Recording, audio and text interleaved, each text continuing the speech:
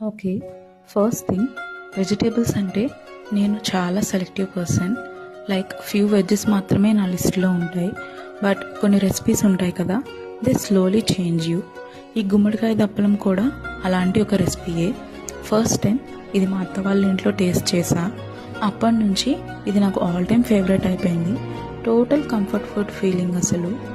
So ఈసారి నేనే దప్పలం పెడదామని ఫిక్స్ అయ్యాను. సో ఇలా స్టార్ట్ చేశా.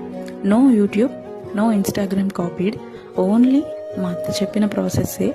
చాలా ఓపిక్గా చెప్పింది. ఎలా కుక్ చేయాలి, ఎంత క్వాంటిటీస్ వేయాలి, ఇలా చిన్న చిన్న టిప్స్ అన్నీ ఎగ్జాక్ట్గా ఫాలో అయ్యాను.